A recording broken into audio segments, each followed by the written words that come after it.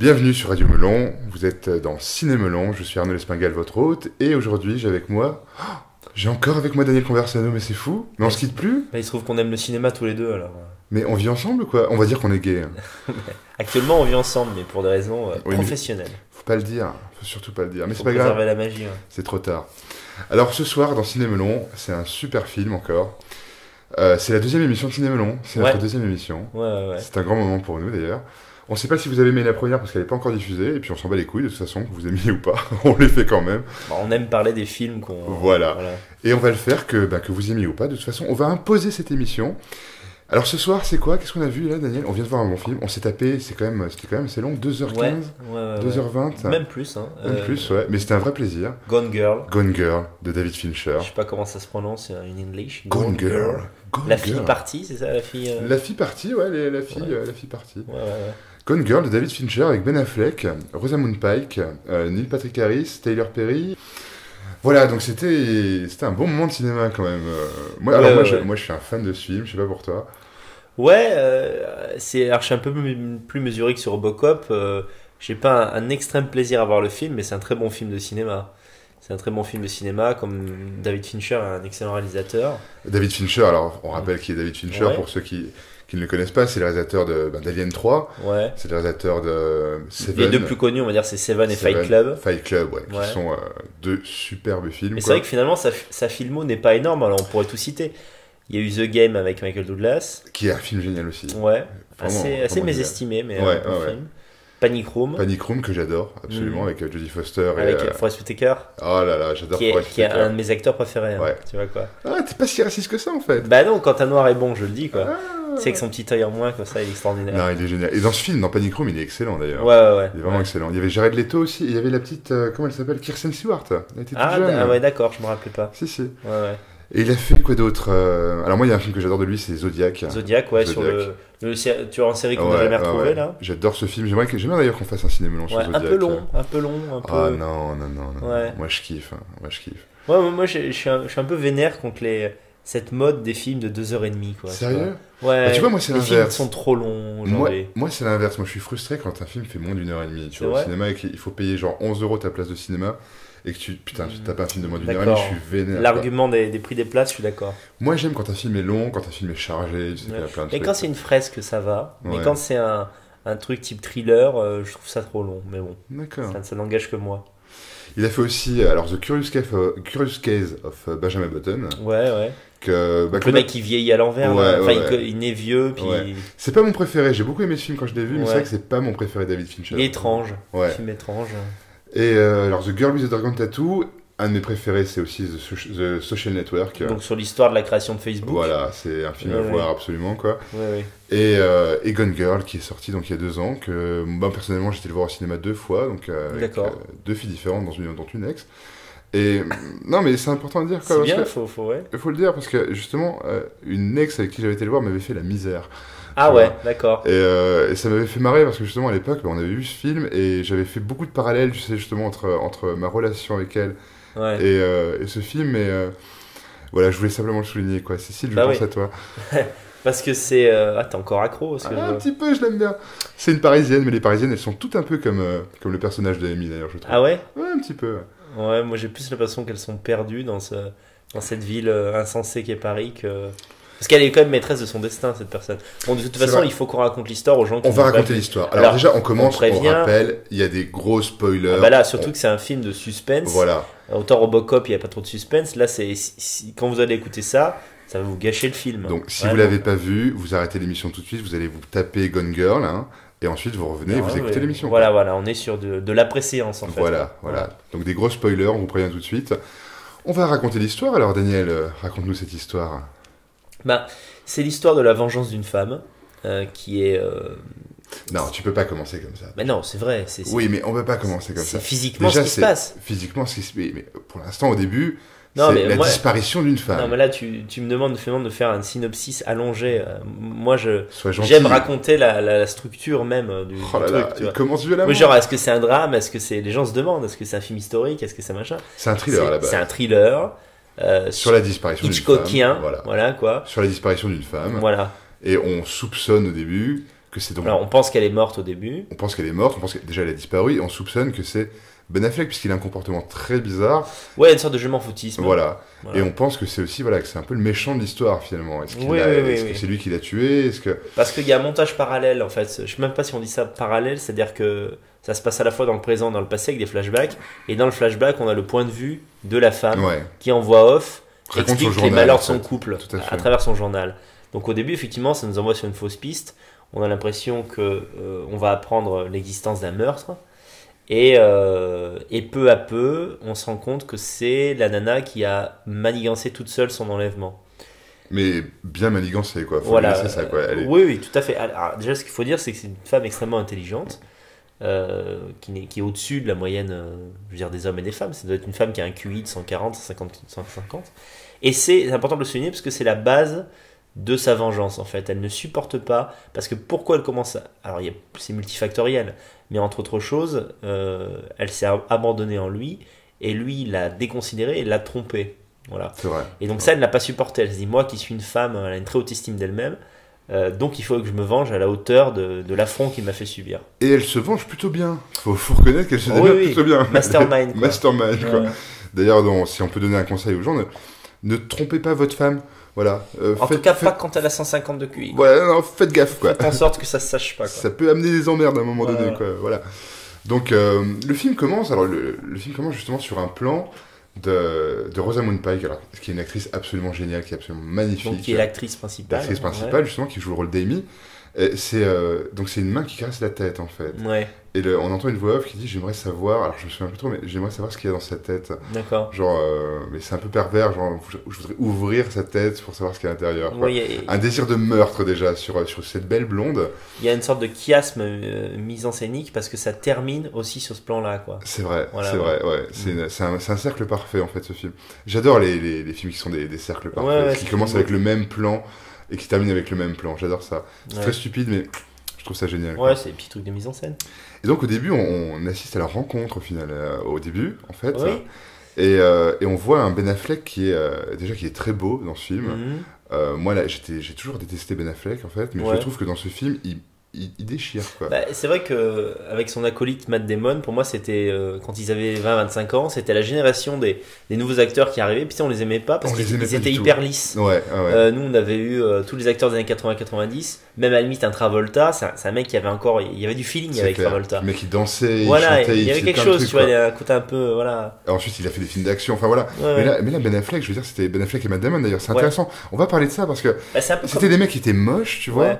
Et dans les années 80 ou les années 70... Je n'exagère rien, mais quelconque, on va dire. Matt Damon, je suis désolé, il est pas beau. Matt Damon, il est pas beau, c'est vrai. Ben Affleck, c'est vraiment le bel homme classique, mannequin, mais un peu fade. Un peu fade. Mais là, le fait qu'il soit maintenant quadra, peut-être même presque quinca, et ben ça le rend beau. La valeur sexuelle, la valeur beauté augmente avec l'âge pour les hommes. Faut expliquer ça aux femmes, c'est dommage. Plus on vieillit, plus on est beau. Elles sont très heureuses à 25 et elles rigolent moins à 50. Voilà, et nous c'est l'inverse. C'est l'inverse. Voilà, donc c'est important de le rappeler. Mais moi je trouve que Ben Affleck et Matt Damon, tu vois, dans les années 80, c'est des mecs qui n'auraient jamais fait carrière en fait. Ou un mec comme Matt Damon, il aurait été condamné à des rôles de binoclard, ou des rôles de puceau en fait toute sa vie, quoi. Et aujourd'hui, un mec comme Matt Damon, finalement, c'est une star du film d'action. Oui, c'est vrai. Ben Affleck, c'est devenu Batman. Yeah. C'est quand même énorme, quoi, tu vois. Alors qu'il était moche et qu'on se foutait de sa gueule il y a 10 ans, 15 ans dans South Park. Là, en tout cas, maintenant, il a une allure. En tout cas, dans ce film, c'est vrai que pour la première fois, je le trouve un peu charismatique. Et beau, sexy, tu vois. Il était dans Ago, c'est ça son film je l'ai pas vu. Il avait une belle barbe, tu vois. C'est devenu une sorte de sex symbole en quelques années, quoi. C'est vrai, ouais. Et donc, et au début d'ailleurs, il a ce rôle de mal alpha. Je veux dire. Oui. Alors c'est la confrontation de deux mondes. Lui, c'est un peu alors bouseux serait exagéré, mais on va dire c'est le provincial. Au début, c'est pas le bouseux. Ils sont à New York, si tu veux, et il est écrivain il est journaliste dans un magazine masculin. Oui. Voilà, tu vois. Donc c'est un peu finalement le mal alpha, quoi, qui arrive à séduire la belle blonde. C'est pas le bon mot, mais en tout cas, c'est un mec. Qui est assez simple. Ouais. On se rend compte après que c'est finalement un petit bouseux. Oui, et c'est lié, mais tu vois, parce que tout est sociologique en fait. On va pas faire, on peut faire du marxisme là-dessous, mais c'est vrai, quoi. C'est-à-dire que par rapport au milieu d'où il vient, on l'apprend un peu plus tard. C'est pas un citadin à la base. Pas du tout. Et donc en fait, il conserve ce rapport à la vie et aux femmes très simple. Voilà, une femme me plaît, j'y vais de manière assez virile. Voilà, et finalement, il arrive à la séduire. Et c'est la confrontation de deux mondes, parce qu'elle est très cérébrale. Il n'est pas inintelligent, on le verra lui, il n'est pas bête, hein, mais elle est cérébrale. Ah ouais. Et comme on le voit, c'est comme dans la vie, hein, les cérébrales, bah en fait, elles aiment bien tomber sur des dragueurs. Les cérébraux. Les cérébraux, voilà. Non, je parle des femmes. Ah oui. Pardon, les cérébrales, elles aiment bien tomber sur un mâle finalement assez simple. Ouais, la simplicité n'est pas l'inintelligence. Hein.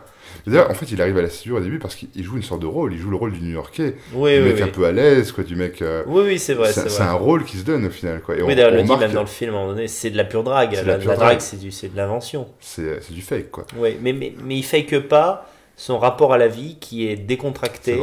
C'est vrai. Et viril, très masculin, basiquement masculin. Ouais. Puis il faut dire que quand une fille nous plaît, on a nos forces qui sont un peu décuplées. Je veux dire, on devient viril, on devient beau. Oui. Voilà, on fait des efforts, quoi. On fait des efforts. Et après, quand on l'a, la fille, on se relâche un petit peu, on prend un peu de poids, voilà, on se met la main dans le froc. Il y a une expression en tennis qui existe, c'est jouer au-dessus de son niveau. C'est un truc qui fait qu'un jour, un mec qui est 100e mondial, il peut battre Federer ou Pete Sampras.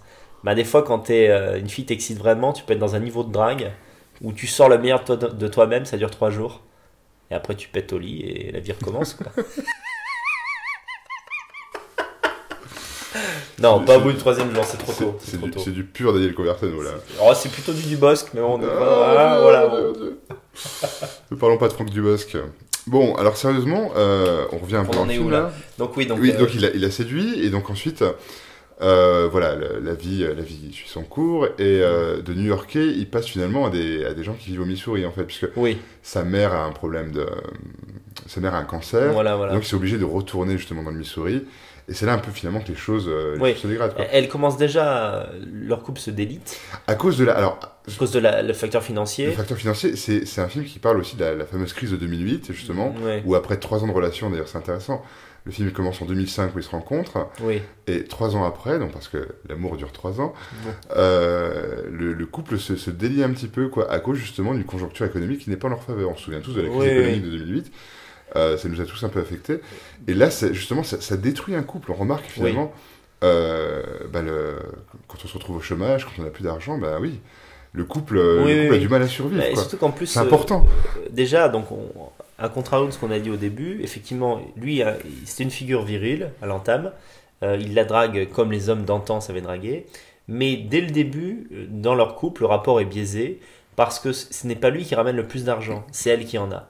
Donc, en fait, il est un peu la femme du couple là-dessus. C'est elle qui en a, pas grâce à elle, c'est elle grâce à ses parents, de par sa famille. Ça revient au même. Donc, lui n'avait pas de dot, elle si. Et elle perd un peu, entre guillemets, son argent. Et lui, à ce moment-là, un peu, là, parce que les rôles sont complètement inversés, un peu comme une femme qui s'éloigne d'un homme qui ne peut plus lui garantir son confort financier, et ben lui s'éloigne d'elle. Voilà. Et ça, c'est insupportable pour elle, parce qu'elle se dit que, voilà, en fait, elle est tellement intelligente qu'elle a conscience qu'elle a baissé son niveau par amour pour lui. Voilà. Ouais. Parce que... Et d'ailleurs, c'est un personnage intéressant aussi, parce que cette Amy, dans sa backstory, c'est une fille unique, justement, d'un couple d'écrivains qui avait écrit un bouquin, enfin une suite de livres pour enfants qui s'appelait Amazing Amy, et qui fantasmait un petit peu justement la fille idéale, en fait. La fille idéale qu'elle n'a jamais pu être, en quelque sorte, quoi. Oui, tout à fait. Malgré sa grande beauté, son intelligence et tout, mais c'est aussi, elle raconte une série d'échecs, justement, comme quoi elle n'avait pas réussi à faire du violoncelle, et ses parents racontaient finalement que c'était un petit prodige, en fait. Plein de choses qui font que finalement, une frustration de l'enfance qui fait que quand elle arrive à l'âge adulte, elle va s'accomplir d'une manière un peu différente, quoi. Oui, c'est vrai. Voilà. Donc le couple continue, le couple vit, quoi, et malgré quelques problèmes, ils vont dans le Missouri, justement, ils vont s'installer dans une belle et grande maison. La mère de Ben Affleck meurt, et à partir de là, les choses commencent à se dégrader légèrement, quoi. Voilà. Mais on ne sait pas si c'est vrai, finalement, parce que c'est raconté dans le journal d'Amy. Je pense que oui, je pense que c'est vrai. Il doit y avoir quelque chose, mais on ne sait pas si tout est vrai, par exemple. On ne sait pas s'il l'a frappé, on ne sait pas si... Il y a beaucoup de choses finalement qu'elle invente, au final. Oui, c'est vrai, on a son point de vue. On l'apprend par la suite, mais si ça se trouve, elle a tout inventé, en fait. On ne sait pas. Oui. On ne sait pas. Oui, c'est théorie de l'extrême. Voilà. Et donc, un jour, cette fameuse Amy disparaît. Voilà, et là commence une enquête policière très intéressante, très très bien ficelée, où on soupçonne direct on le soupçonne lui, quoi. Bah, il n'y a pas d'autre il n'y a pas de suspect, voilà. Il essaye d'orienter sur des sans-abri, parce que voilà, c'est une époque où justement l'Amérique est un peu donc en très grave crise économique. On voit le contexte économique est intéressant d'ailleurs, justement. Fincher montre justement un centre commercial, un gigantesque centre commercial totalement désaffecté, avec des drogués dedans, justement, un commerce parallèle. C'est presque du Romero, quoi. C'est fou, hein. Des zombies, quoi. Ils ont plus d'argent, ils sont encore là, mais ils ont plus d'argent à mettre là-dedans, quoi. C'est exactement ça, quoi. Ils montrent justement une petite ville où là, voilà, les gens n'ont rien d'autre à faire que d'aller finalement dans un bar ou de vivre leur vie, quoi, leur vie un peu morne, quoi. Mais on passe finalement de l'effervescence d'un New York à une vie simple, justement, en province, dans une ville de province. Ou lui, je dirais pas qu'il nage comme... Si, il nage un peu comme un poisson dans l'eau, parce que cette vie un peu terne et monotone, la vie de chômeur, finalement, ça lui convient à lui. Ça lui convient, parce que finalement, elle a du pognon, quoi. Oui, voilà. Mais elle, ça ne lui suffit pas, évidemment, quoi. Elle voulait une vie plus raffinée, tu vois, elle voulait un peu le beurre et l'argent du beurre. Bon, là, du coup, elle a rien. En plus, il est infidèle. Ce qui n'arrange rien. Voilà, donc ça la rend complètement dingue. On rappellera jamais assez, ne trompez pas vos gonzesses, ou faites gaffe, quoi, surtout quand elles sont comme ça. Bah ouais, après lui, je pense qu'il ne s'en est pas rendu compte qu'elle était aussi machiavélique, ça rend compte au fur et à mesure du film. D'ailleurs, au début, c'est un écrivain, et puis finalement, il devient prof de province, quoi. Ce qui fait voilà. Il y a prof, je veux dire, c'est pas écrivain. Hein, Oui, c'est ça. Donc donc ça a dégradé vraiment la vision qu'elle avait de lui. Elle se dit, mais c'est pas possible.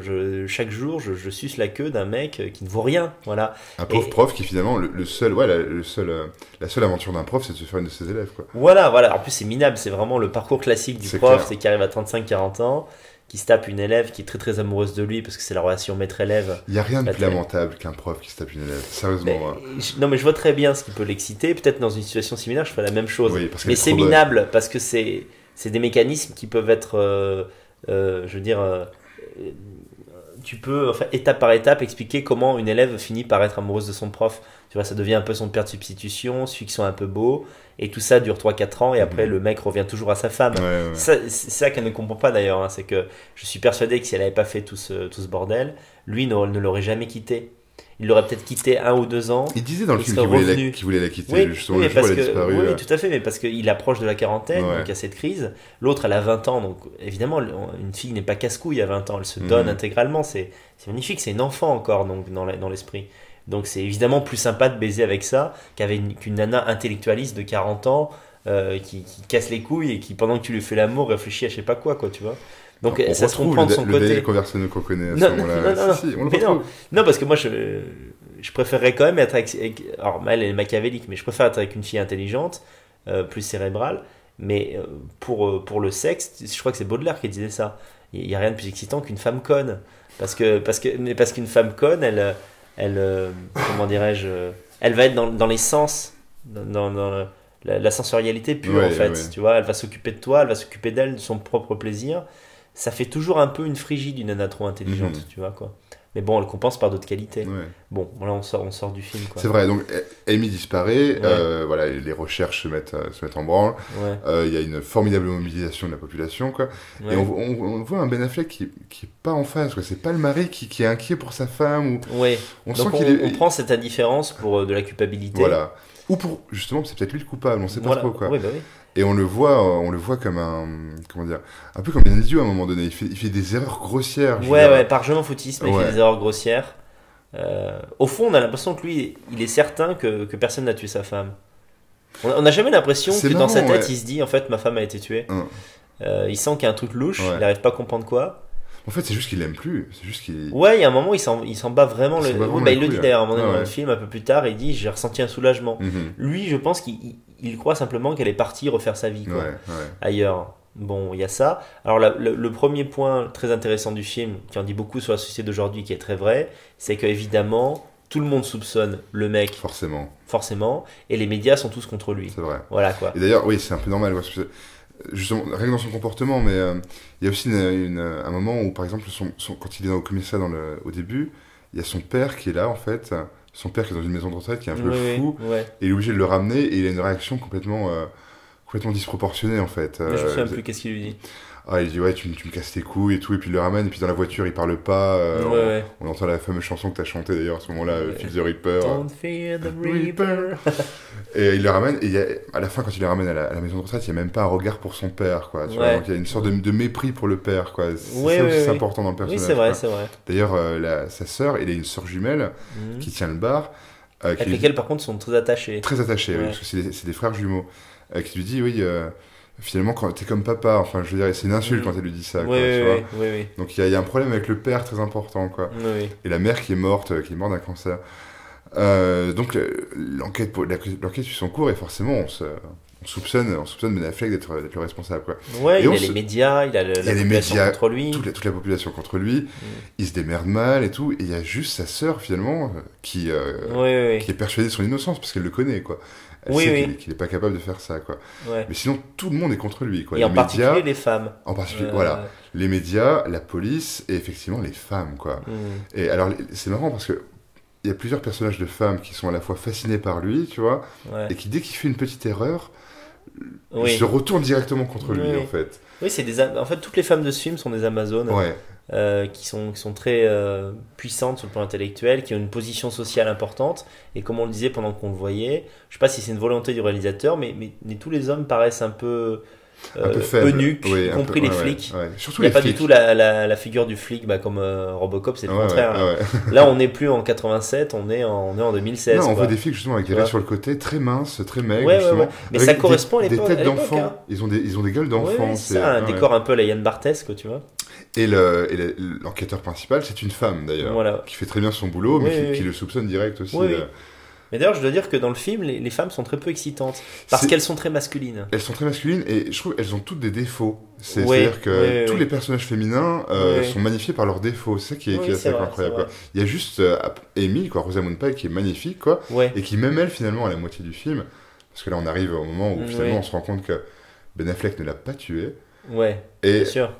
C'est elle qui a manigancé tout ça, quoi. Voilà, donc là, juste pour s'échapper, quoi. On se rend compte que c'est un être machiavélique, en tout cas, qui est capable d'élaborer un plan incroyable, justement, pour accuser son mari. Son mari à tort, là on est dans l'Hitchcock pur, c'est-à-dire le faux coupable. C'est brillant, quoi. Voilà. Donc là on la voit en fuite. En fuite, et d'ailleurs elle s'en est dit. Je veux dire, elle mange, elle boit du soda, elle mange des hamburgers, elle mange des gâteaux, enfin, on la voit s'en les dire, on la voit se teindre les cheveux, grossir. Enfin, c'est très marrant, quoi. Je veux dire, c'est un symbole assez fort d'ailleurs, puisque finalement elle veut quitter son mari pour devenir une femme un peu laide, un peu moche, plutôt qu'elle l'explique d'ailleurs dans la voix off que elle s'épilait pour lui, elle faisait des fellations et tout. C'est la cavale. Elle gardait sa taille 34-36, quoi. Et finalement. Elle fuit, quoi, pour devenir, pour se lâcher, quoi. C'est un côté un peu Thelma et Louise, quoi. Et c'est l'indépendance chez une femme, c'est ne plus prendre soin d'elle parce qu'elle ne veut plus plaire à un homme, quoi. Et surtout pas à son mari, quoi.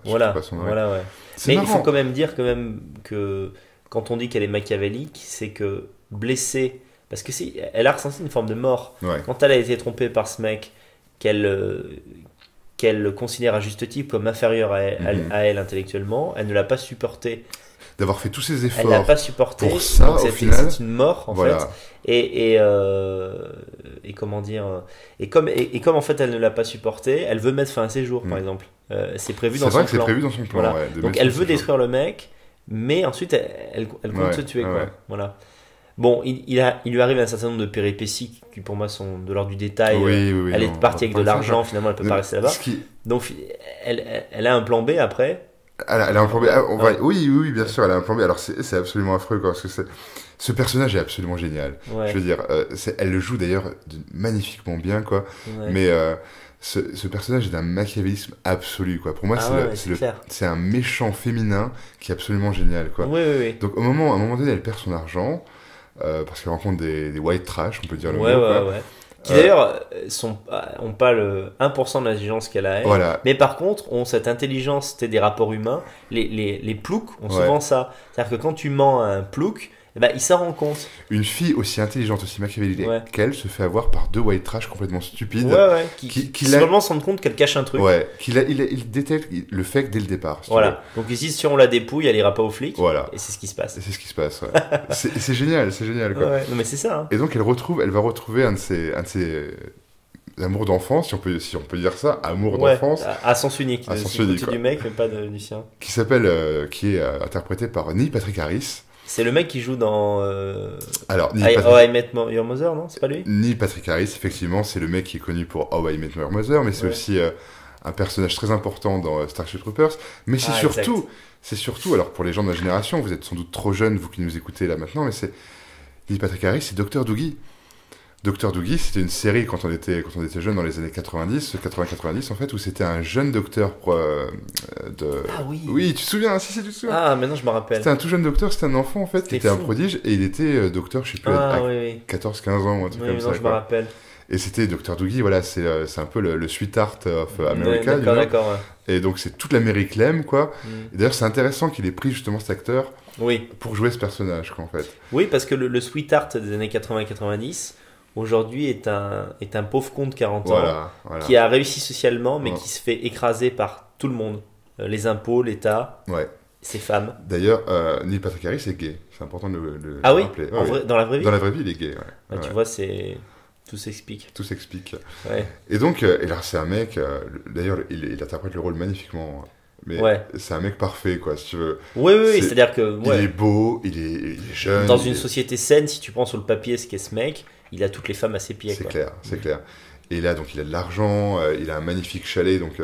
D'ailleurs, on suit le chalet, justement, qui est absolument parfait, quoi. Mais elle, genre, elle en a rien à foutre, quoi. Mais elle en a rien à battre de ce mec-là, quoi. C'est-à-dire que même l'argent, même le prestige et même la beauté d'un homme comme ça ne satisfont plus les femmes intelligentes comme elle, quoi. Oui, C'est ce que tu avais dit, d'ailleurs, quand on regardait le film. Oui, parce que les femmes maintenant peuvent vivre par elles-mêmes. Ouais. Elles peuvent avoir un job même plus facilement qu'un homme. Quand elles ont des enfants dans des sociétés, on va dire, socialistes modernes comme la France, la Norvège, les États-Unis, eh bien en fait, avec les aides, elles peuvent en fait vivre sans hommes. C'est vrai, c'est vrai. Et donc ça engage beaucoup de choses. Maintenant, il y a une...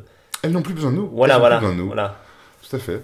On ne court pas, on ne fait pas la course pour les femmes, on fait la course avec les femmes. Ouais, Tu vois, ouais. c'est deux C'est choses fou, hein. différentes, quoi. Merci le féminisme de nous avoir mis. Ouais, cette ouais, belle la merde. modernité aussi, tu vois, qui fait que... La technologie, effectivement. Voilà, tu Le vois, socialisme, voilà. plein de trucs, même la robotique de certaine manière, tu vois, avec tous les trucs électroménagers. Mais non, Les complètement, sextoys. une femme n'a, voilà, mais il y a aussi ça, les sextoys. Bien C'est-à-dire, une femme n'a plus vraiment besoin d'un homme pour jouir, ce genre de choses, tu vois, bon. C'est ce qui fait que cette figure, finalement, de mec, là, de cadre propre sur lui, cultivé, et elle le dit d'ailleurs, il est beaucoup plus érudit que Ben Affleck. C'est évident, il C'est a fait vrai. des études, puis il est certainement plus raffiné de toute façon. Mais ce raffinement est assimilé par la femme moderne à du fiotisme, c'est-à-dire À en la fait, faiblesse, en gros, ouais, à de la ouais. faiblesse. C'est-à-dire en gros, bon, il connaît bien les bouquins, mais quelque part, il sait pas bien me baiser, quoi, Voilà. tu vois. Elle n'aura aucune pitié pour lui. Mais absolument Voilà. aucune pitié, quoi. Ben ouais. Ouais. En fait, donc après, l'élément fondamental, n'importe quoi. On est fatigué, il est 3h du matin. On enregistre cette émission à 3h du matin. Mais- Voyez ce qu'on fait pour vous, les enfants. Voilà, Rendez-vous compte. Il y a une scène clé.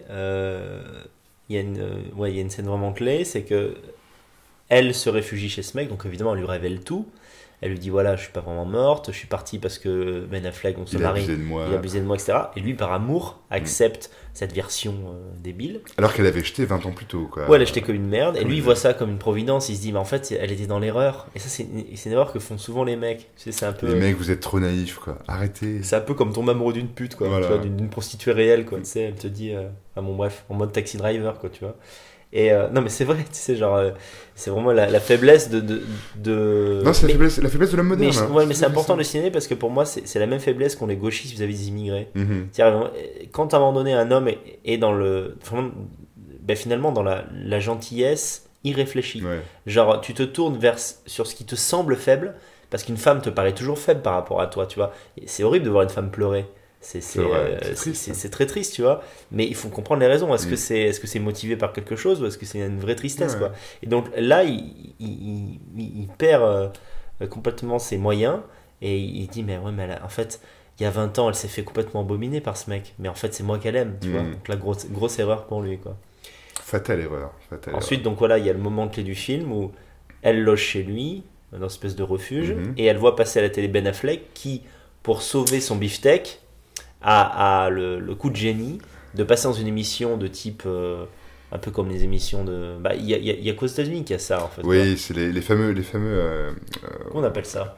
On appelle ça, j'ai oublié, alors j'ai plus le titre parce qu'il est tard, mais c'est des shows en fait, c'est des shows, mais c'est un peu comme les émissions d'Oprah Winfrey, justement. Et d'ailleurs, ces dernières années, on a assisté à beaucoup d'émissions américaines où enfin, dirigées par des femmes. Par exemple, tu as des émissions un peu comme Ruquier, justement, où tu as 4 femmes qui discutent, dont une émission avec Whoopi Goldberg en fait. Et c'est marrant parce que c'est un peu. Aujourd'hui, c'est les femmes finalement qui dominent un peu la télévision, qui dominent un peu finalement les médias américains. Quoi. Une nana comme Oprah Winfrey fait la pluie et le beau temps aux États-Unis simplement parce qu'elle est suivie par 40 millions de téléspectateurs. Quoi. Oui, bien sûr. Et d'ailleurs, le film met bien le point là-dessus justement. Il faut passer, tous les animateurs, tous les journalistes sont des femmes. Sont des femmes, ouais. Et soit une qui finalement l'aide à se racheter une bonne conduite, ou alors une autre qui la bâche mais totalement en fait, la blonde. Et sa sœur qui par le rapport de jumélité fait que elle n'est pas un archétype féminin, sa sœur, ça aurait pu être un frère en fait. Exactement. Et donc oui, Ben Affleck s'en sort justement parce qu'il apprend à être machiavélique en fait. Et il l'apprend grâce à qui ? Grâce à un avocat qu'il a été voir à New York. Et c'est marrant parce que autant il est dans le Missouri, autant finalement il est faible. À partir du moment où il retourne à New York, où il va se faire aider par cet avocat qui est interprété par Tyler Perry, qui est quand même génial dans ce film. C'est un black. C'est un black. Et c'est un peu finalement la seule figure virile du film, quoi, tu vois. C'est le seul mec où, quand Ben Affleck va lui raconter ce qui lui est arrivé, c'est le seul mec qui le croit et ça le fait rire.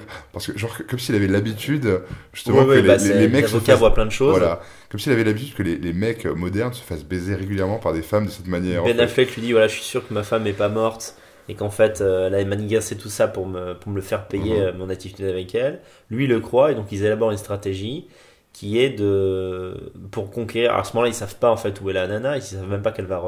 Voilà.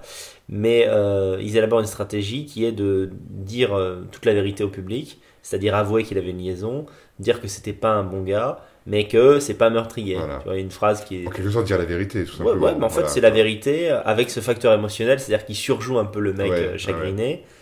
Et c'est marrant, c'est finalement passer pour une victime pour avoir de la sympathie. C'est intéressant. Complètement, mais c'est très moderne ça. C'est très moderne. Tu sais, moi je doute pas une seule seconde que si le meilleur moyen par exemple pour moi de réintégrer le système, ce serait de dire que j'ai une enfance difficile, que mon père votait quelqu'un et qui donc il m'a influencé et que maintenant j'en suis sorti. Oh, pauvre toi. Position victimaire, tu comprends. Ou alors j'ai été agressé par des Maghrébins, j'ai pas vraiment été moi, mais je l'ai vu. Et donc j'en ai nourri un complexe victime, tu vois. Il n'y a que dans la position de la victime qu'on. C'est une époque de victimisation en fait. Les victimes ont le pouvoir aujourd'hui. C'est ça. Et souvent les fausses victimes ont le pouvoir. C'est ça qui est malheureux. Parce qu'une vraie victime, généralement, elle va se taire, elle va pas trop en parler, elle va éviter de ressasser des souvenirs douloureux, on va dire. Mais tout à fait. Non mais c'est très important ce que tu viens de dire. C'est-à-dire que les gens qui sont pleins de pudeur, c'est eux qui sont le plus à voir. Parce qu'ils n'exposent pas leur souffrance qui est réelle.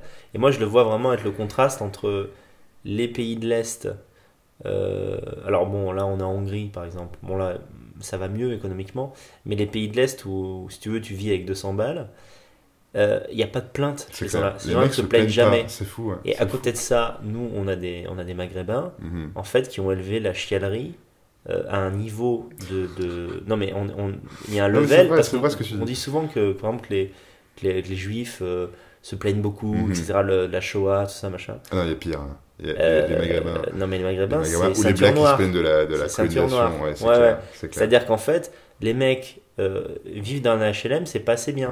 On rappelle, je sais pas, aux gens qui ne savent pas ce qu'est un HLM, ce sont des habitations à loyer modéré, construites par l'État, souvent extrêmement modernes, que ces gens-là payent le tiers de ce que nous on paye, avec des écoles, des MJC où on peut faire du sport et de la musique, et des petits parcs en fait, qui avant d'être salopés par ces gens-là, en fait sont des endroits très agréables. Tu vois. Disons-le, parce que on raconte notre vie, on aime bien parler de notre vie parce que notre vie est tellement intéressante qu'il faut vous la raconter. C'est qu'actuellement en Hongrie, là nous sommes en Hongrie, nous vivons dans un HLM, mais un véritable HLM. Tout à fait. Et la vie est incroyablement douce parce que c'est très agréable de vivre dans cet HLM, c'est fou quoi. Je veux dire, c'est silencieux. Moi j'ai l'impression c'est un peu sale, mais c'est quand même, ça va, c'est plutôt propre. C'est vieux de l'extérieur. C'est vieux de l'extérieur. Mais là c'est retapé à l'intérieur et on n'entend pas les voisins. On n'entend pas les voisins, tout le monde est très gentil, on se dit bonjour, l'ascenseur fonctionne, il n'y a personne qui traîne en bas de l'immeuble, il n'y a pas de dealer de shit quoi. Si tu veux, le Hongrois il se dit pas wallah, franchement je suis dans un immeuble, c'est sale, c'est gris. Ça mine le moral, quoi, tu vois. La vie est belle, quoi. Tu vois, Alors que il y a des quartiers bourgeois. Tu vois, ouais. c'est pas parce que tout le pays est comme ça. Mm. Non, c'est parce que le petit blanc d'Europe centrale ou de l'Est accepte son destin, quel qu'il soit. Tout à fait. Bon. Et vivre dans un HLM, c'est pas si difficile que ça, je suis désolé. Voilà. Ben non, voilà. Revenons au film, excusez-moi, parce qu'on a Je sais un pas peu, pourquoi on un est peu parti dérivé. sur ça, mais... Non, on parlait de Taylor Ah oui, Perry, en fait. donc c'est victimise. Ouais. Ah oui, non, tu voulais On parler parlait de l'avocat. de l'avocat, justement, qui nous conseille d'ailleurs de se victimiser, parce que c'est un mec qui, justement, l'avocat a tout compris, finalement. Bien sûr, bien Il a sûr. tout compris au machiavélisme de certaines femmes, il a tout compris dans la fiotte attitude de certains hommes, justement. Et Oui. Il a compris que les spectateurs de télé sont des femmes mentales. Voilà, sont des femmes mentales. Donc ils veulent de l'émotion. Tout à fait. Et donc, il lui conseille d'utiliser ces stratégies, justement, pour se racheter une deuxième vie, en fait, une deuxième... Oui. Comment dire j'ai perdu le... Une réputation. Une quoi. réputation, voilà, merci Daniel. Donc voilà, d'ailleurs ce personnage est très intelligent justement et il joue sur ses stratégies en fait pour l'aider. C'est un des seuls à le croire quoi. Et c'est pas lui finalement qui va l'aider, c'est pas grâce à lui que finalement c'est Amy qui va décider de revenir à un moment donné. Oui, alors c'est ça, c'est vraiment la scène fondamentale du film. Elle est chez ce petit blondinet qui est millionnaire là. On ne sait pas trop en fait quel est son plan. Elle se laisse un peu aller par la vie à ce moment-là quoi. Tu veux ça? Oui, merci. Et en fait, elle se rend compte donc elle regarde l'émission en direct. Enfin, pas en direct, elle voit l'émission. Là, il y a deux éléments très intéressants. C'est qu'elle s'aperçoit que son mari, qu'elle avait déconsidéré, en fait est intelligent. Parce que dans le discours qu'il sort pour convaincre les gens qu'il est innocent, eh bien, il dit la vérité de son être. C'est-à-dire qu'il dit que c'est un être plein de défauts, perfectible. Infidèle, qui n'était pas au niveau de sa femme, et que sa femme a toujours cherché, ça c'est lui qui dit ça, à le tirer vers le haut, et que lui n'a pas été à la hauteur de cela. Et c'est tout à fait le cas. Et d'ailleurs, c'est ce qu'elle disait dans sa tête, ce qu'on dit souvent dans la voix off. Pour récupérer les femmes qu'on perd, en fait. Excuse-moi, j'ai fait des erreurs. C'est parfois faux, mais même du côté des femmes, parfois quand une femme veut te quitter, elle va te dire « je te mérite pas ». Alors que c'est juste qu'en fait, elle est juste amoureuse d'une autre bite que la tienne, quoi, tu vois. Mais enfin bon, là, en l'occurrence, c'est vrai.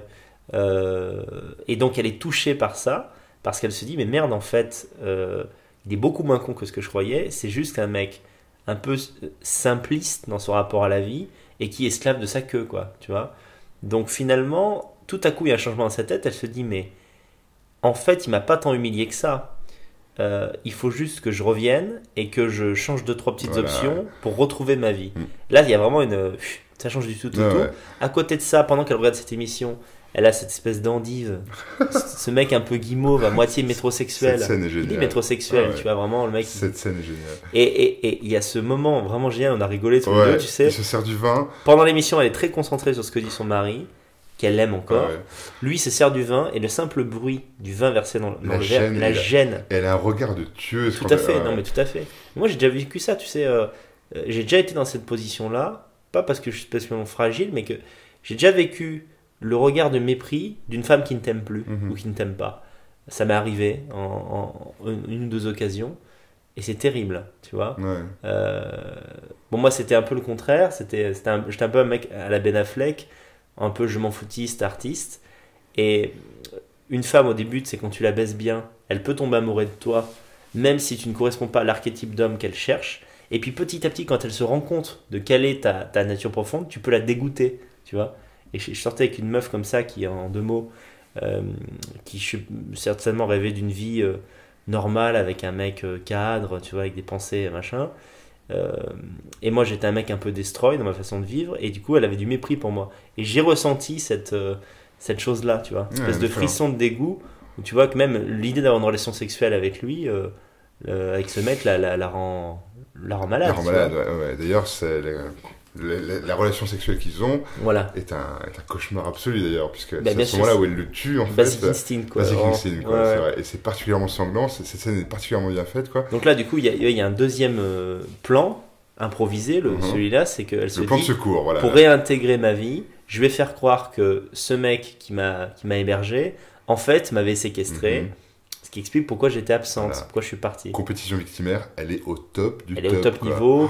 Bon, il y a tout un jeu, c'est pas forcément très intéressant, c'est presque logistique, mais il faut par le jeu des caméras, regardez ce film, par le jeu des vidéos de surveillance, elle arrive à faire croire qu'en fait elle était harcelée par ce mec et séquestrée, et elle le tue. Elle le tue, Elle obtient sa confiance en lui donnant Elle tue Dr. Doogie, quoi. C'est fou, quoi. Ouais. C'est fou. Ouais, elle le tue, et puis le tue vraiment comme un.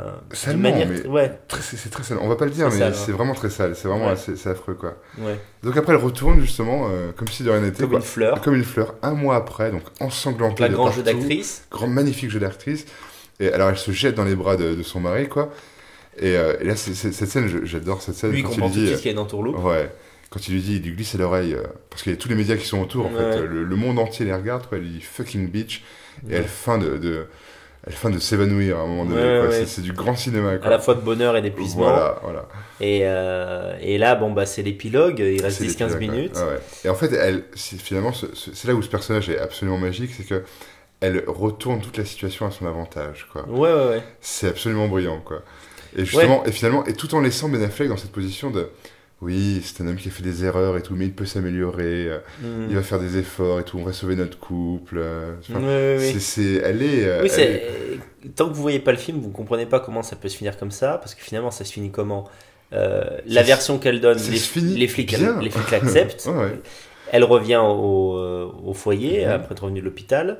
Donc lui, vraiment, essaie de comprendre. Il dit non, mais attends, il y a Anguille sous roche. Là, je peux pas rester, quoi. Je peux pas rester. T'es juste malade, quoi. Tu vois, malade. Je comprends pas ce que t'as branlé, mais Parce voilà. que c'est une psychopathe aussi, Voilà. faut le dire, quand mais même. finalement, elle joue la sincérité. Elle lui dit exactement ce qu'elle a fait. Elle lui dit pourquoi elle est revenue.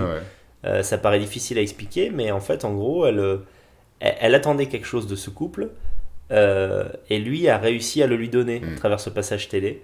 Et donc, elle se dit, on peut encore reconstruire quelque chose là-dessus. Ouais. Et finalement, le fait qu'elle ait tué quelqu'un, par exemple, devient un détail. Parce que si elle est revenue, c'est pour reconstruire Justement, un couple. ouais. C'est certainement pas pour tuer Ben Affleck, Et elle pour le lui faire une entourloupe. Elle tu lui vois. dit à un moment donné, j'ai tué pour toi. Oui, c'est ça. C'est fou, quoi. C'est-à-dire que finalement, Au début, on voit pas le lien, mais en fait, si. Eh bien, en fait, si, c'est tout à fait ça. Oui, C'est-à-dire qu'elle tue justement pour le retrouver, quoi, et pour le garder près de lui, quoi. oui, C'est ça que c'est peut-être. Alors pour elle, c'est effectivement, c'est une très grande preuve d'amour, quoi. Au final.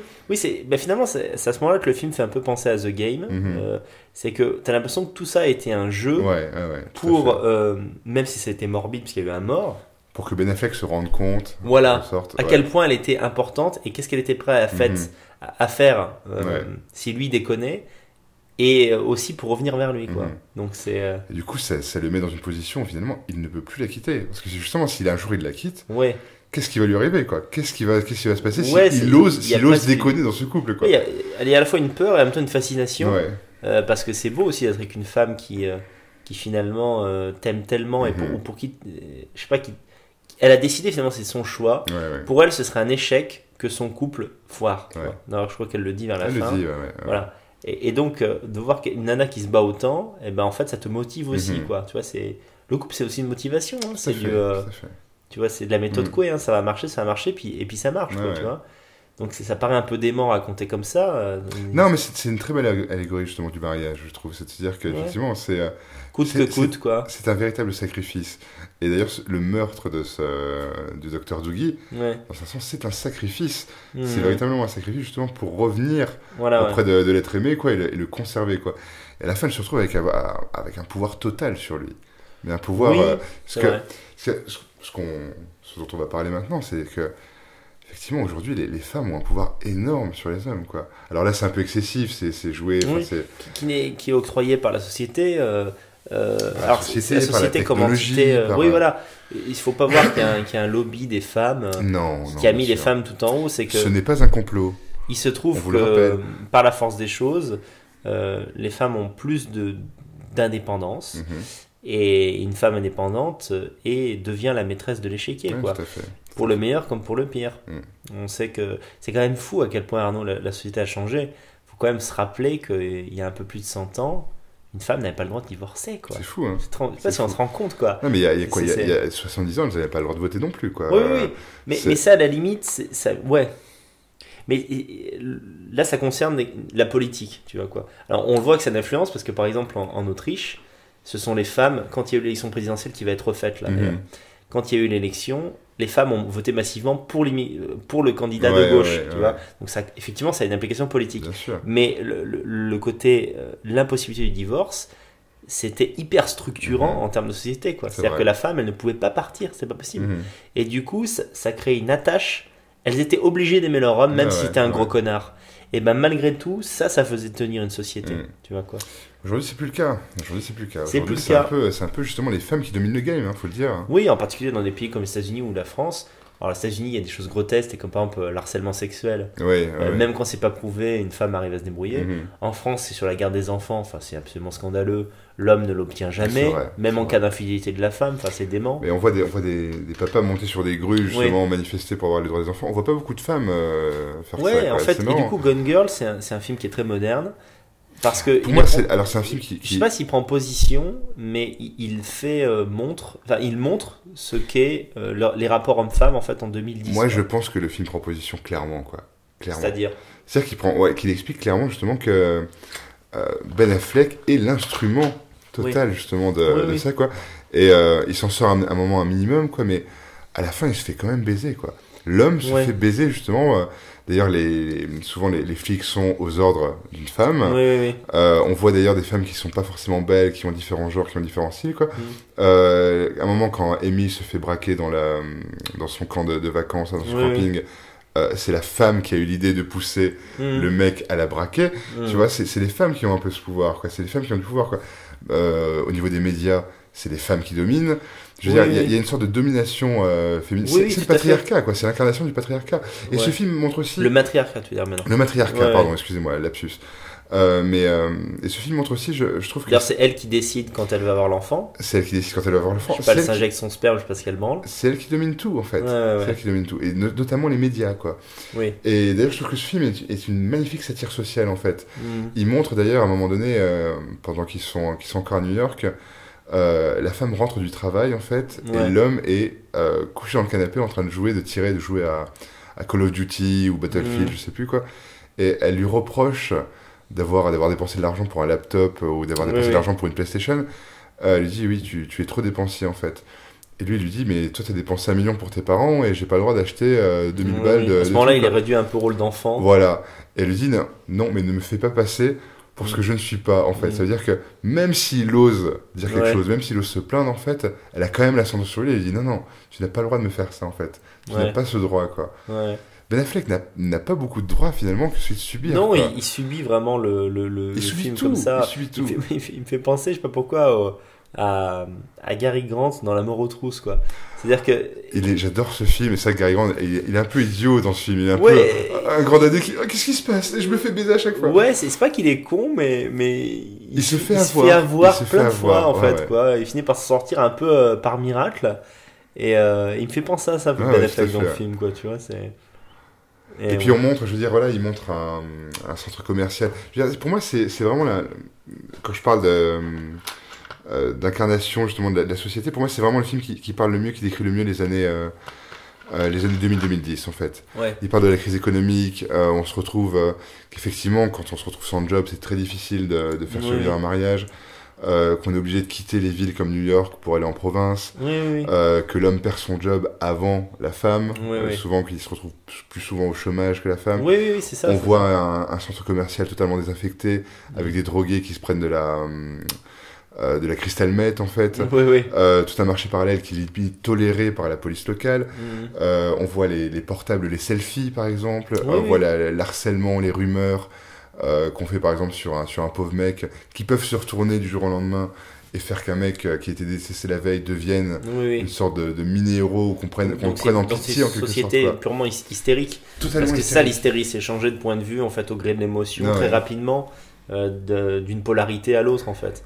De voir des hommes soumis, de voir effectivement un avocat black justement qui domine un peu le game justement simplement parce qu'il est à l'aise et parce qu'il est pas trop con. Voilà, c'est en fait, enfin, si je puis me permettre, ça va paraître raciste là pour le coup. Ça me gêne un peu parce que là, il n'y a pas raison de l'être dans ce film, mais il est avocat comme on peut être danseur en fait. Exactement. C'est-à-dire qu'en fait, il sait comment nager. Il a compris comment ça fonctionne en fait. Voilà. D'ailleurs, il en rigole. D'ailleurs, il est très à l'aise en fait. C'est ça qui est intéressant. Même jusqu'à la fin, tu sais, Ben Affleck essaie de prendre conseil auprès de lui. Il dit mais regarde, ma femme m'a complètement baisé. Elle a fait croire que je l'avais tué. Après, pour revenir à moi, en fait, elle a tué un mec juste pour faire aboutir son plan. Elle lui rigole. Il s'est fait encore rire. Putain, mais vraiment une sacrée cinglée, quoi, tu vois. Mais il lui dit, mais vous êtes coincé, mais on reste avec elle, tu vois. C'est dément un peu, quoi. Il y a un côté Ce film vraiment est très drôle satirique. quand même, c'est très drôle. Ouais, c'est noir, c'est Ouais. l'humour noir, mais c'est. Très sombre, mais très très drôle. Mais en tout cas, ce qui est clair, c'est que David Fincher a toujours fait des films en accord avec son époque. Ouais. Ce qui est triste à dire, parce que je pense que dans la tête de David Fincher, Fight Club, c'était une sorte de rêve fou. Ouais. L'idée que les Ça, blancs. c'est intéressant ce que tu avais dit tout à Tu l'heure. vois Vas-y, redis-le maintenant. Non, mais, parce que c'est-à-dire que moi je vois un pont un peu entre Fight Club et ce c'est un film. pont, tout à fait. Fight Club est un film qui montre que il reste des couilles à certains mecs. C'est un peu un film un peu à la Trump. Tu vois, l'avais quoi. dit tout à l'heure, Daniel, Tu vois. c'est l'échec du Fight Club. C'est l'échec du C'est Fight l'échec Club. C'est-à-dire qu'en fait, on a tous vu Fight Club à 15-20 ans, Ouais. 10-15 ans. On pensait qu'en fait on serait comme Tyler Durden. Mhm. Et en fait, On se retrouve comme Nick Dune, comme Ben Affleck dans. on se retrouve comme ouais. Ben Affleck en fait à Ouais. être. À cause peut-être justement d'un film qui est intéressant aussi de David Fincher, c'est The Social Network. Oui, ce qui est la transition. Qui est la transition. Je pense que C'est c'est génial. une trilogie un peu Il a parfaite. peut-être pas forcément fait exprès, mais effectivement, Internet a été un des plus gros vecteurs Ouais. pour permettre en fait aux femmes parce que la beauté des femmes dirige ce monde. Mhm. Donc via Internet, tu vois, moi je l'ai vu là on est en Hongrie. Je peux t'assurer que on prend plaisir au voyage, Ouais, mais c'est ça n'a sûr. rien à voir avec ce que c'était avant Internet. Mhm. Les femmes hongroises, ukrainiennes, etc. ne savaient pas qu'elles étaient belles avant Mhm. Internet. Donc maintenant, il y a toute une partie des femmes d'ici que tu ne peux pas obtenir. Tu La vois technologie nous a baisés justement. Le fait que les femmes aient pris le pouvoir aujourd'hui, Oui, oui. c'est grâce justement à toutes ces technologies. Entre autres quoi. choses, ouais. Ça, puis les politiques tu vois, de discrimination positive, etc., Mhm. qui font qu'objectivement, c'est plus dur. On n'encourage pas, regarde dans l'éducation nationale, il y a énormément de femmes. Comment Ouais. ça se fait? Comment ça se fait? Moi, chaque fois que je vais dans une institution ou dans l'administratif, c'est toujours 3 femmes, Mhm. 3 femmes pour un homme. Ouais. Donc voilà. Et d'ailleurs, c'est marrant parce qu'il y a une phrase en Fight Club qui m'avait marqué. Je suis pas fan de Fight Club hein, pour plein de raisons, mais il faudrait qu'on en fasse un.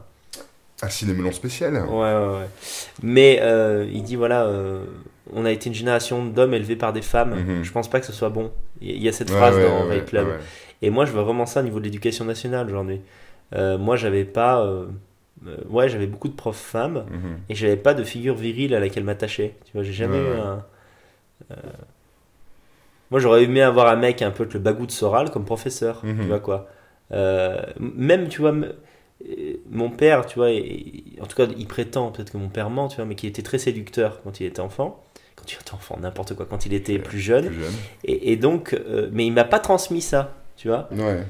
Et c'est très notable parce que à travers la. T'as dû tout faire tout seul, quoi. Ouais, en fait, la télévision, parce que dans les années 90, c'était la télévision qui dictait ces règles, et c'est encore un peu le cas aujourd'hui, quoi. Mhm. À travers la propagande, on a mis dans la tête des mecs comme mon père que c'était plus utile de faire de ses enfants des guerriers. Ouais. Parce que c'est ça la séduction. Mm. La séduction, c'est le combat du plus fort pour aller à la femelle, tu vois. Ouais. Et donc, en fait, on a tous été élevés. Quand on dit qu'on a été élevé par des femmes, ça veut pas dire qu'on n'avait pas de père. Mhm. Mais en fait, oui, on n'avait pas de père. Mhm. Parce que les pères ne nous ont pas transmis la virilité qui était nécessaire encore jusqu'aux années 50, 60, 70 Ouais. pour percer dans la vie, tu vois quoi. Et il est vrai qu'il y a eu un point d'équilibre dans les années 90, 2000 où on pouvait s'en sortir en tant que mec. C'est vrai. On briguait C'est vrai. des postes un peu facilement, il y avait encore de l'emploi et tu n'avais pas besoin en fait d'être viril physiquement et mentalement Mhm. pour t'en sortir. Aujourd'hui, on voit personne n'en parle jamais de ça, mais moi je vois un renouveau de la virilité physique maintenant. Ouais. Je vois beaucoup de jeunes de 19-20 ans qui vont à la salle de sport. Mhm. Mais moi, c'était pas du tout le cas quand j'étais Non, c'est vrai. C'est vrai quand qu'on j'avais était- 20 ans, ouais. et toi je pense que c'est pareil. Mhm. On passait beaucoup de Le temps mec- à lire, beaucoup de temps à se cultiver. Ouais, tout. et le C'est mec ça, qui le- plaisait, c'est c'était un important. peu le crasseux aux cheveux longs Ah ouais. et tout cuss. Aujourd'hui, cette figure-là, elle marche pas. Ouais, c'est vrai. Et je vois, regarde, tous les Hongrois, ils sont encore parfaits, quoi. Mhm. Ben, les Français, maintenant, alors ça Ouais, reste il y a des aussi- gauchistes, etc. mais ça aussi, Même c'est- les gauchos se musclent. C'est la culture Instagram. C'est aussi il faut- ça, Il faut, c'est se aussi montrer, ça. il faut montrer le corps, il faut montrer Oui, qu'on oui, est oui, beau, c'est pour ça que virilité n'est peut-être pas le mot, mais en tout cas, le fait de prendre soin de son corps et C'est redevenu à la mode, c'est clairement oui, redevenu à la mais mode. parce que ce qui est terrible, c'est que là, je vais me faire, enfin, les gens vont dire non, mais tu essayes de valider le fait que par exemple toi t'as pas de muscles. Tu Mhm. vois, comment c'est vrai que j'ai très peu de musculature, j'ai arrêté le sport depuis longtemps et j'ai jamais fait de sport qui musclait, tu vois, type athlétisme ou ce genre de trucs. Moi j'ai une théorie, c'est que les femmes en Occident ont pris le pouvoir, c'est elles qui décident quand elles se donnent et à qui elles se donnent. Mhm. Et les hommes sont devenus les femmes. Physiquement. Ouais. Qu'est-ce que ça veut dire? Ouais. Ça veut dire que un mec qui va à la salle de sport, il y va pour plaire aux femmes sur Tinder. Je te jure que c'est vrai. Non, mais c'est vrai. Je te jure que c'est vrai. Il et vient je pour le sais. baiser, en fait. Il va Et je le finalement, sais, parce pas que... pour être viril, mais simplement Oui, pour baiser, mais pour être une... c'est-à-dire que le rapport à la sexualité, c'est inversé. Ouais. Ou plus exactement, maintenant, les hommes prennent ce qu'ils veulent, Mhm. ce qu'ils peuvent, pardon, et les femmes prennent ce qu'elles veulent. Ouais. Et donc, comme nous, on choisirait forcément une nana top 10 si on avait le choix plutôt qu'une moche, Elles vont choisir. elles vont choisir le mec le plus Ouais, musclé. bien sûr, Tu vois ce que je veux bien dire? sûr. Et il n'y a plus que ça qui entre en ligne de compte. Ouais. Ce qui est une inversion totale parce que traditionnellement, la femme n'a jamais choisi un homme sur un critère physique. Mhm. Faut quand même comprendre ça. Alors peut-être que les mecs qui étaient comtesses et tout, bon, elles avaient leur mari et puis elles avaient leurs amants. Leurs amants, c'était des jeunes beaux, des jeunes soldats. Mais sinon, la femme, normalement, ne choisit pas l'homme de sa vie sur ces critères-là. C'est pas possible. Ouais. Ça, c'est un truc qu'on pourrait dire justement à tous nos petits, spectateurs qui nous suivent, c'est que finalement, l'intelligence est moins utile aujourd'hui qu'elle ne l'était il y a 10-15 ans en arrière. C'est vrai, c'est terrible de parler de... Et la culture, encore moins. La culture, encore moins. Je dois reconnaître que la culture n'a plus d'utilité. Ça ne sert plus à pour grimper dans l'échelle sociale. Intelligent. Ça ne sert plus à être Ça peut même être un poids parce que tu as une conscience du monde qui est aiguë, notamment la culture politique. Cela te rend malheureux. Et si tu n'as pas la force mentale de lutter contre ça, non? Ça ne sert à rien. Ouais. Moi, par exemple, là, je vais bientôt avoir un gosse. Je sais pas si c'est encore une fille ou un garçon. Si c'est un garçon et que je vois qu'il n'a pas des prédispositions comme moi à l'écriture ou ce genre de choses, moi, je l'orienterai vers une vie plus pragmatique. Fais du sport. Fais du sport, deviens plombier. Ouvrier. Ouvrier, bon. Non, faut ouvrier. C'est une vie dure quand même. Mais je veux dire, c'est ça, ça dont on a besoin. C'est ça dont les femmes ont besoin aujourd'hui. Alors bien sûr, ça ne veut pas dire qu'il faut aller à contre-courant et être un crasseux si les femmes veulent les muscler, mais il faut bien comprendre que tout ça c'est de l'apparat, tu vois. Les femmes ne veulent plus d'hommes intelligents. Je pense que c'est ça, c'est aussi... Elles ne veulent plus d'hommes intelligents parce que l'homme intelligent va rivaliser avec elles, tu comprends? Et si tu veux, c'est simple à comprendre. Les nanas là, vont peut-être s'arracher les cheveux en disant ça, parce que c'est leur prêter à machiavélisme qu'elles n'ont pas toutes.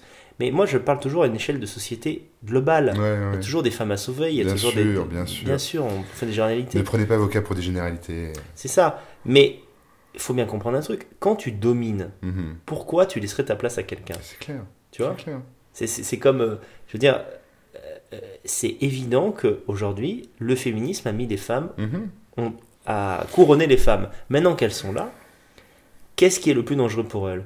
L'homme blanc intelligent qui viendrait leur reprendre ce sceptre. Les derniers qui restent au final. Et c'est pour ça, moi je dis, c'est pour ça que en France, des mecs intelligents qui ont une belle gueule peuvent passer des mois sans baiser, voire même des années célibataires. Ce qui ne sera pas le cas du beauf, ce qui ne sera pas le cas du mec un peu plus con. Un mec qui fait du tuning, tu vois, il a plus de chances de se taper une nana que ce mec-là. Surtout que l'homme intelligent, il aura cette fâcheuse tendance à chercher une femme de son niveau. Tu vas dire c'est normal parce qu'on a les prétentions de ses qualités, tu vois. Mais moi j'ai assez vite compris que moi je me considère comme quelqu'un d'intelligent, même si j'ai pas une haute position sociale, tu vois, mais j'ai beaucoup de raffinement intellectuel. Et en fait, je n'aurais pas pu physiquement, au 19e siècle, j'aurais pu prétendre à de la bourgeoise parisienne, tu vois, en étant même le petit beau qui baise des femmes de grands bourgeois, tu vois. Mais aujourd'hui, c'est plus possible. Non. Et si par exemple ma nana me quittait, en France, je chercherais une nana des villages, une nana des villes, une nana qui avant moi sortait avec un mec qui faisait du tuning, parce qu'elle sera simple et elle n'aura pas envie de me castrer, tu vois. J'abaisserai mon niveau intellectuel avec elle pour ne pas lui faire peur, tu vois, pour ne pas l'effrayer, mais c'est comme ça que je créerai un couple solide, tu vois. Et alors, moi, par exemple, ma nana, elle est intelligente, mais c'est une provinciale de Roumanie. Donc, elle n'a pas ce côté, elle n'a pas cette intelligence mondaine. Je vois ce que tu vois, elle n'est pas dans cette recherche-là. Donc, là, dans le film, on a vraiment l'archétype. C'est intéressant parce que dans le film, justement, au départ, Ben Affleck est un archétype du mâle alpha qui est écrit donc dans un magazine masculin. Et la vie moderne l'oblige. La vie moderne, l'oblige justement à avoir cette posture, en fait. Et quand il va dans le Missouri, il redevient un peu lui-même, justement. Donc un peu un bouseux, et c'est à ce moment-là qu'il perd sa femme, en fait. Et c'est en revenant donc à New York pour faire cette émission de télévision, pardon, qui redevient ce mâle alpha qu'il a été, justement, et qui reséduit la femme, en fait. En quelque sorte. C'est vrai. C'est-à-dire qu'il... c'est marrant parce que voilà, c'est une sorte de montagne russe, en fait, et que finalement, à la fin, il va il reconquérit en quelque sorte, même si c'est pas le cas. Il Reconquérir. Désolé. Il retrouve, pardon, merci. Il retrouve Amy justement parce qu'il a fait cet effort en fait, de redevenir un homme, un modèle en quelque sorte, un modèle masculin. Oui, voilà. Mais cela dit, un peu conquérant, un peu machiavélique aussi. Elle a retrouvé de l'estime qu'elle avait perdue pour lui, mais dès qu'elle se remet en couple, elle fixe quand même à nouveau ses règles. Bien sûr. Ça va se passer comme ça, parce qu'elle lui fait un enfant dans le dos. Et ça aussi, bon là on n'était pas d'accord là-dessus tout à l'heure, c'est que faut expliquer aux gens, parce qu'ils vont dire pourquoi il reste avec cette araignée en fait, cette meuf aussi terrible, parce que finalement elle est enceinte de lui. Et moi je pense que s'il l'abandonne finalement non, voilà, moi je pense que c'est une erreur. Moi je pense non, parce qu'il a les yeux du monde, tournés sur lui, et que s'il abandonne finalement, il perd le capital de sympathie qu'il avait gagné, qu'il avait mis tant de mal à gagner. Tu viens de dire le problème, c'est que pour moi vraiment un homme doit n'en avoir rien à faire de comment on le voit. Un homme doit mener sa vie. Il n'y a rien de pire qu'avoir une chaîne et un boulet au pied. Et quand il accepte par devoir débile d'élever cet enfant avec cette femme, il se trompe. Donc on se met bien d'accord. Moi je pense que l'horizon c'est de trouver une femme, de la marier et de lui faire des gosses.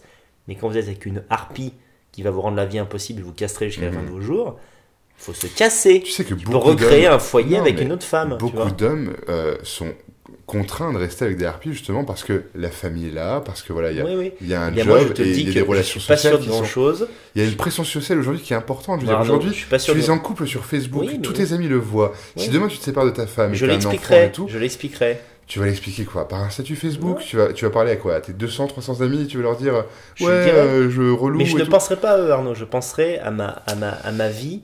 Je penserai à comment, parce que la pression sociale tu virtuelle. Tu t'autocastres en restant avec des femmes qui en fait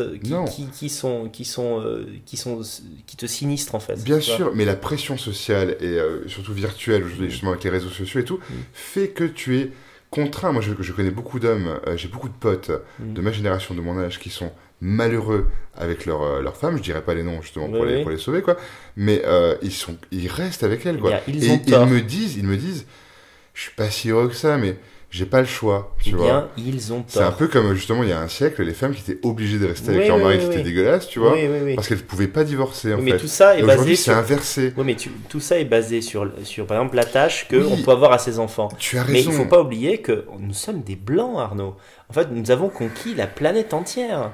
Une femme, moi je dis ça, je vais te dire, j'ai l'exemple d'un ami qui, enfin, il y en a plein, donc il va pas se reconnaître, hein. Bon, il y a quelqu'un dans sa famille qui a eu des enfants avec une nana qui n'était pas blanche, mais c'est pas vraiment ça la nature du problème, c'est qu'il se trouve que cette nana lui casse les pieds, tu vois. Et moi, je peux t'assurer que dans le passé, cet homme-là aurait quitté cette femme pour en trouver une autre et refonder un foyer. Aujourd'hui, non seulement on parlait de pression sociale, mais il y a aussi des crédits qui sont faits. Je veux dire, on n'est plus dans une situation économique où on peut se permettre de se barrer comme ça du jour au lendemain. Ouais, mais tu peux toujours te rebooter. Tu peux changer de pays, tu peux vivre dans un pays moins... On achète une maison à deux, je veux dire, on achète des voitures à deux aussi. Enfin, tu vois ce que je veux dire? Il y a toute une pression qui fait que c'est beaucoup plus difficile aujourd'hui, justement, de casser un couple. Et souvent, les couples se cassent rarement pour des raisons économiques, surtout pour des raisons de cul ou de voilà. Mais c'est souvent lié à la réputation quand même. Les gens ont peur de perdre le peu qu'ils ont, c'est-à-dire rien, c'est du néant. Mais... à travers en fait les réseaux sociaux, à travers la famille, à travers les médias qui te disent que finalement c'est immonde. Excuse-moi, mais un crédit de 20 ans, ça calme aussi, je veux dire. Tu vois, un crédit de 20 ans pour une maison hors pis, ça te lie un petit peu les couilles à un moment donné, quoi. Tu vois, faut être honnête, quoi. Non, mais bien sûr, c'est encore un autre débat, quoi. Ouais. Mais je trouve que, voilà, on va revenir sur Gone Girl, mais je trouve que ce film décrit parfaitement notre époque, en fait, et à quel point, justement, les hommes sont des fois... liés, tu vois, à certaines femmes, quoi. Il y a un état de fait qui est que les hommes en Europe de l'Ouest et aux États-Unis. Tu as raison sur le fait qu'effectivement ils ont tort, qu'ils ne devraient pas se sentir aussi. Oui, parce que c'est dur de refaire sa vie, mais c'est parfois le meilleur moyen de ne pas rater ce qu'il en reste, tu vois quoi. Très belle phrase. Non, mais c'est vrai. Très belle phrase. C'est vrai. Écoute, là en plus, on est en Europe de l'Est. Les gens vont dire que je fais une fixation, mais c'est parce que c'est l'exemple que j'ai en tête. Tu fais une fixation. Alors, prenons un autre Soyons exemple. honnêtes, tu fais une fixation. Non, mais par exemple, un mec qui est pas. Parce que là, on fait un ciné melon, donc peut-être qu'on parle à des gens qui sont pas politisés. Mettons un mec qui est de gauche, tu vois. Il s'est endetté avec une rombière qui lui est infidèle, qui lui casse les pieds, et il a 2 gosses avec elle, tu vois, quoi, qui parce qu'elle est complètement folle, bah, il se trouve que bizarrement les gosses aussi, quoi. Ouais. Parce que ça aussi, hein, quand t'as pas la bonne mère, ça joue. Mais je veux dire, pourquoi tu vas pas au Vietnam? Tu te casses, quoi. T'as un crédit et tout. Mais tu prends 5000 balles, tu vas au Vietnam, tu fais un commerce. Tu chopes une vietnamienne, c'est terminé, quoi. Ouais. Tu refais ta vie. Je veux dire, on est des des aventuriers. Non, en train d'encourager les gens à abandonner leurs femmes et à se barrer au Vietnam. Mais quand leurs femmes sont des grosses connes, qui leur coupent les couilles. Parce que une femme peut t'empêcher de te réaliser, Arnaud, quoi. Et si vous sentez un potentiel en vous et que la femme avec qui vous êtes, en fait, le brime, il faut voilà. Moi, je dirais, activez en vous le mode Christophe Colomb, quoi. Tu vois?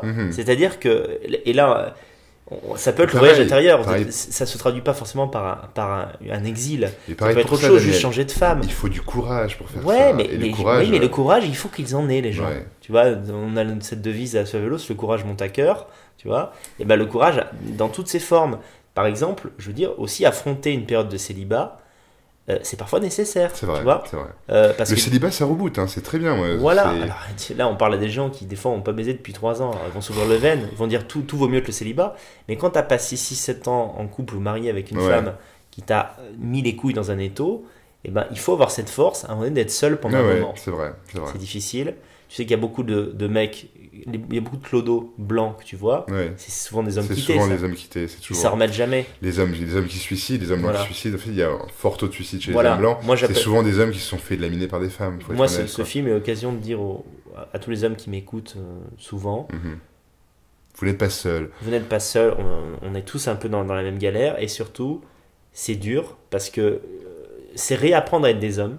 Mais l'émotionnel, ce n'est pas un trait masculin. Je suis désolé. D'ailleurs, non, il faut. Je regarde les étoiles, ça m'émeut. Mais dans la vie de tous les jours, l'émotionnel, c'est un poids. Je rappelle aux hommes en général, spécifiquement aux hommes, que nous ne sommes pas des êtres émotionnels, nous sommes des êtres rationnels. C'est important de le rappeler, quoi.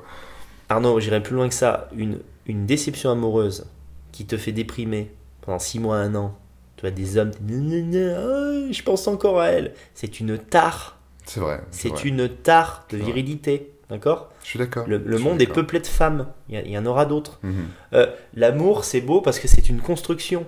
Quand tu construis quelque chose de beau, tu construis ta cathédrale, c'est-à-dire 3 gosses, une femme très bien, respectable, avec qui tu te sens bien, qui te fait grandir, qui te fait pas chier, etc.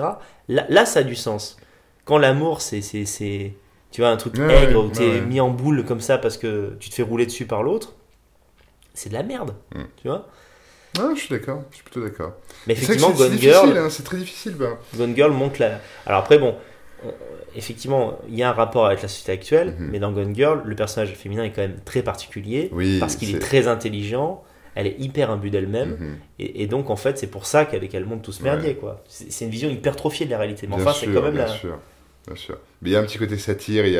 Effectivement, ça reste un film de divertissement, quoi. Mais c'est vrai que c'est une belle satire sur la consommation, sur la société actuelle et sur les relations entre les hommes et les femmes. Mais en tout cas, on vous le conseille, quoi. Je pense qu'on a un peu tout dit sur ce film. Je crois qu'on a fait le tour. On a fait le tour, on va terminer là-dessus, quoi. En tout cas, c'est toi qui avais eu l'idée de le regarder, c'est très bien, ça me fait plaisir.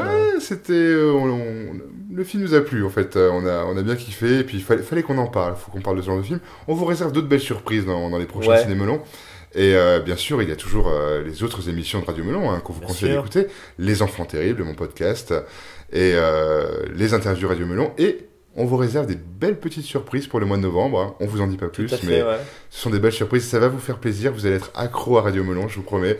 Et voilà, jusqu'à la fin de l'année, jusqu'à la fin de la saison, donc en juin 2017, vous aurez de belles émissions de Radio Melon. On vous réserve de belles surprises. En tout cas, merci de nous avoir écoutés. Merci Daniel d'avoir passé cette soirée avec moi. Merci. Donc là, il est 4h22 du matin, ça, Daniel. C'est pas sérieux parce qu'on a des choses à faire mais demain. Bien sûr, demain on doit travailler. En tout cas, merci d'avoir passé cette belle soirée et cette belle séance de cinéma avec moi. Merci encore de m'avoir proposé ce film-là. Et puis, j'en profite pour dire aux gens qu'en commentaire, ils peuvent nous dire... nous donner des propositions de films qu'ils voudraient que nous étudions. Alors, donner des propositions de films. Et on va parler une dernière fois de Gone Girl, c'est qu'il y a un chat dans Gone Girl. Ah oui. On voulait faire une analyse sur ce chat, mais on n'était pas trop sûr du délire, quoi. Vous reverrez, il y a un petit chat roux dans le film. Est-ce que, si vous pouviez nous expliquer en commentaire la signification de la présence de ce chat? Oui, parce qu'il y est quand même très souvent. Il y est souvent, et on voulait en parler, mais on s'est dit, on va pas parler du chat. Oui, il y a une présence un peu fantomatique de ce chat. En plus, toi, t'aimes pas les chats. Donc, bon, ça c'est encore un autre débat. T'as un problème avec les chats. J'aime pas les chats. Moi, j'adore les chatons. Mais voilà, si vous pouvez nous dire en commentaire faire une analyse. Une analyse Voilà, vous regardez Gone Girl. féline. Vous faites une analyse féline sur la présence de ce petit chat roux. Voilà. Vous gagnez, la meilleure analyse gagnera un t-shirt Suavelos. Voilà, ça Voilà. aussi. Et vous aurez le droit de choisir un film dont Et on vous va avez le droit, parler. voilà. Laissez en commentaire les films que vous voulez Vous avez qu'on également le commente. droit de nous dire, vous êtes des cons, ce chat n'a aucune signification. C'est vrai. Ou vous êtes des cons, on vous aime pas. Ou Voilà. vous avez... Je te dislike ta mère. Quoi, Voilà, tu vois. voilà. Donc en tout cas, merci de nous avoir écoutés. Et puis à très bientôt dans Radio Melon, la prochaine émission, au mois Très prochain. bientôt. Et likez, partagez, réfléchissez pas. Faites pas chier, ouais. Ne cassez pas les couilles, clashez pas, likez. Ou si vous aimez pas, fermez vos gueules, quoi, et barrez-vous, quoi, tout simplement. Ouais, c'est tout. Vous pouvez Voilà. ne pas être Vous négatif, pouvez- juste vous pouvez ne pas nous être casser, neutre. ne Voilà. pas nous casser les couilles une fois de temps en temps, ça peut être sympa aussi. Merci quand même à ceux qui nous suivent. Et Merci à vous. N'oubliez pas l'analyse du chat, n'oubliez pas de nous proposer des films. Et la meilleure analyse de chat gagne un t-shirt Suavelos. Tout à fait. À très bientôt les enfants. Merci Daniel Conversano pour Merci cette Arnaud. merveilleuse émission. À très bientôt. À bientôt. Bisous les petits loups. Bye.